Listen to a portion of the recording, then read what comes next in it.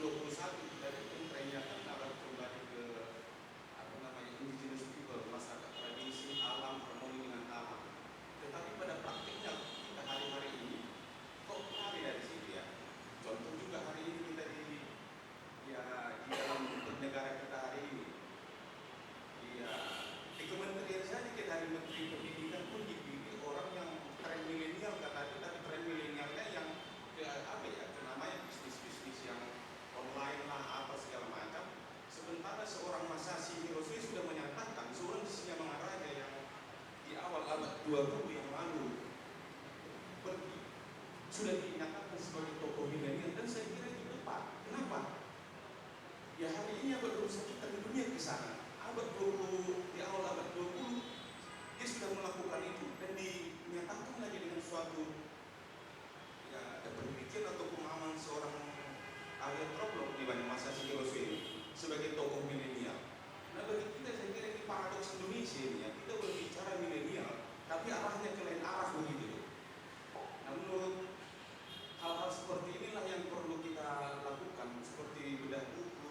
Melalui bedah buku ini kita akan dibahas yang lebih kepada kekayaan tradisi kita, baik dari aspek spiritual, musik, segala macamnya, yang bisa menolakkan pemahaman kita bahwa milenial itu hari ini jangan kita pahami hanya sebatas bisnis yang kita sebutkan yang sudah ada kelas-kelasnya itu ada unicorn, ada dekakorn, segala macam.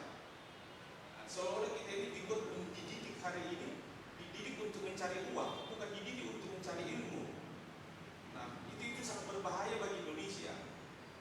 Sangat berbahaya. Sementara kita dicecoki dari dunia luar sana tentang budaya dan lain-lain, tapi di dalam prakteknya di Indonesia, baik orang ternyata didorong kita untuk ke arah yang lain, paradoks.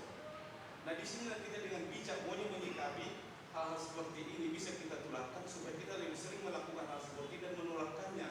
Hari ini kita lihat kita berbicara tentang spiritualisme yang ada di kita, lokal genius yang ada di kita, tetapi yang hadir hanya beberapa orang. Nah, beberapa orang memang nggak kita salahkan ya. Bagaimana arah kita ke depan? Nah, ini semacam pandangannya dulu ini. Nah, yang menjadi pertanyaan atau pandangan dari abang, apa kira-kira bang langkah-langkah yang kita lakukan hal-hal supaya ini betul-betul pada arahnya? Sudah disebut tren apa ini seorang tokoh milenial Raja Sisingamaraja yang juga ini kalau kita lihat untuk ini lebih kepada bagian dari spiritualisme yang berkembang sejak era Sisingamaraja sampai ke hari ini. Bagaimana kita untuk bisa betul-betul menjadi arah milenial Indonesia ini, bangsa kita ini, acuannya hal-hal yang seperti ini, bukan yang seperti teknologi yang betul-betul itu sebenarnya itu alat penetrasi ke Indonesia untuk merusak aja menurut aku. Sementara tujuan mereka yang menguasai budaya kita loh melalui tren bisnis online sekarang udah berkelas sampai unicorn dekakorn apa turban budaya loh. Contoh lewat hal-hal seperti ini hari ini kita lihat remaja-remaja sekarang pasti budaya Korea yang budaya Korea pun budaya popnya pula, bukan budaya Asia yang mirip dengan kita, itu budaya popnya juga. Nah apa kira-kira bagian seperti yang ini menurut saya ini sudah sangat pas walaupun dalam skala yang kecil. Skala yang lebih besar itu bagaimana bang kira-kira supaya bisa kita adalah semacam yang kita bawa pulang dari sini. Ilmu agama memang sudah luar biasa untuk bisa mengeluarkan seperti ini, dan ada bekal yang lebih mudah dipahami oleh kami ini untuk diterapkan, diimplementasikan. Kalau kami sebagai kalau seperti saya sebagai penikmat budaya atau pemerhati budaya atau pelaku budaya atau apapun namanya, kalau saya tetap konsisten dengan hal seperti ini dan sampai hari ini saya tetap setia dengan forum Sisingamaraja walaupun orang berpergian untuk melibatkan diri di dalam dinamika dataran tinggi yang luar biasa. Saya justru sedang meningkatkan kecepatan melalui forum Sisingamaraja, melalui dari memformalkan lembaga ini sampai ke Departemen dan HAM, dan bahkan bergerak ke segala arah. Supaya ini jalan itu juga sangat menentukan di dataran tinggi bawah sana. Kalau kita tidak bergerak, siapa lagi nanti bekerja kira-kira bang? Walaupun sampai hari ini secara belum nampak, tidak terlihat gerakannya. Seolah-olah di permukaan ini dinamika dataran tinggi bawah dengan ritus budaya agrarisnya yang hanya sekelompok yang mengerjakan. Tetapi kami dari forum Sisingamaraja berharap tidak terlalu lama lagi, mungkin dalam periode 3 kali 5 tahun atau 4 kali 5 tahun sudah ada perubahan kembali ke dekadensi yang terjadi dalam era 40 tahun lebih cukup luar biasa. Kalau sekitar 20 tahun yang lalu, apa yang Bang sampaikan tentang moksa tadi ya, kalau kita lihat di Sumatera Timur, ketika terjadi banjir tahun 70 di kota Pematang Siantar, muncul itu yang disebut dari itu, yang datang yang sisi Mangaraja sebagai seperti menyamar jadi penulis di satu kampung, tidak dikasih makan, datanglah banjir pada masa itu. Dan apa jawaban dari masyarakat di Sumatera Timur waktu itu yang mayoritas Kristen juga Kabupaten Sumatera, kota Madi Pematang Siantar, melakukan suatu ritual pembersihan, dan waktu itu yang membuat suatu kegiatan serentak lah yang terkait dengan seperti apa yang dituliskan dari gondang lah, kemudian makanan lah, ritus-ritus budaya untuk menghindari yang seperti itu berulang. Nah ini kan sampai hari ini mundur, bahkan di desa-desa yang kita pun hari ini melakukan ulos juga. Gondangnya juga bukan kayak gondang mungkin yang 12 atau gondang sudah ada gondang poco-poco, gondang momiri, yang tangannya sudah lompat-lompat ke atas gitu loh. Itu dalam 40 tahun terjadi seperti itu. Nah kita berharap kalau itu dekadensi dalam 40 tahun, kita balik cepat itu dalam 20 tahun dengan kegiatan-kegiatan seperti ini.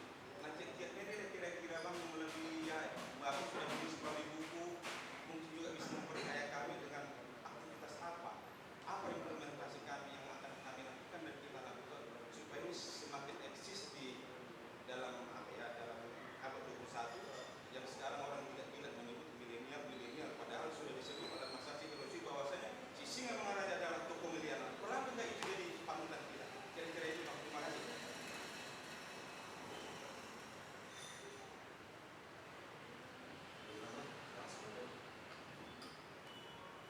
Ya, ini memang jadi pertanyaan besar bagi kita, karena masa sih membuat judul yang pertama itu awalnya itu prophets and followers.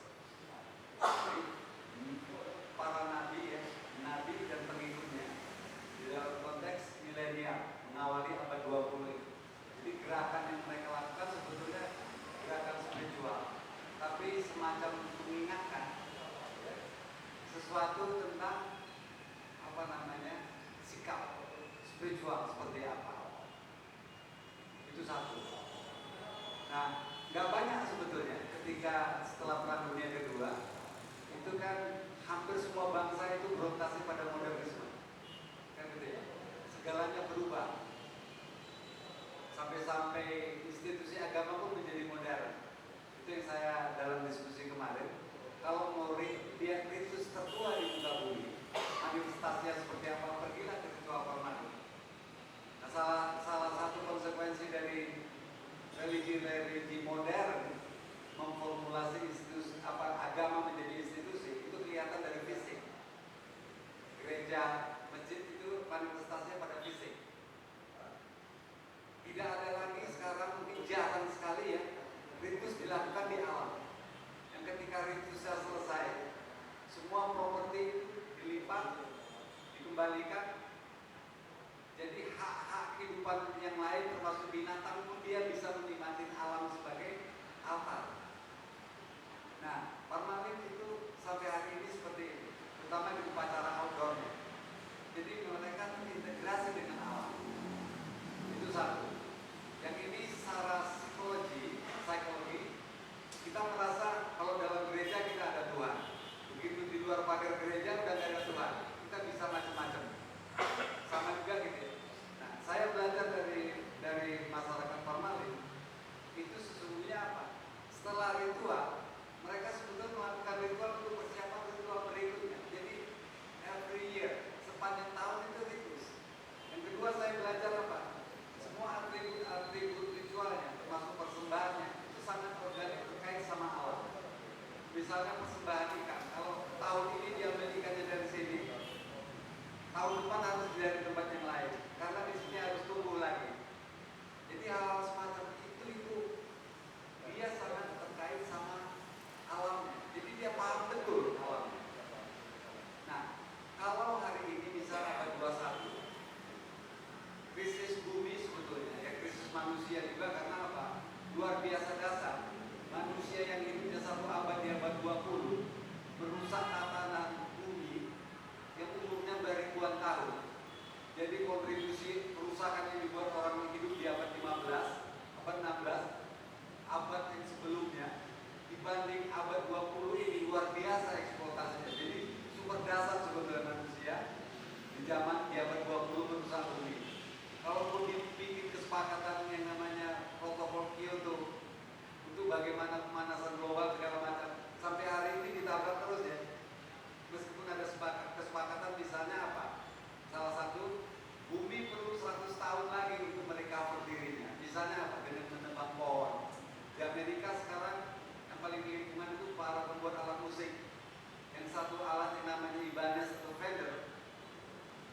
gampang memotong kayu yang usianya beratusan tahun hanya untuk jadi satu alat dan mahal harganya. Jadi kita udah sepakat sebetulnya hari ini. Jadi saya jadi sekarang jadi gak enak main vendor karena merasa ikut dosa sama seperti itu. Artinya dari ekonomi yang eksploitatif, yang itu sebetulnya developmentalis sekali ya pendekatannya. Abad 21 diharapkan kita tidak lagi hidup dengan cara itu. Nah, Pak Malik mengajarkan ini. Bagi saya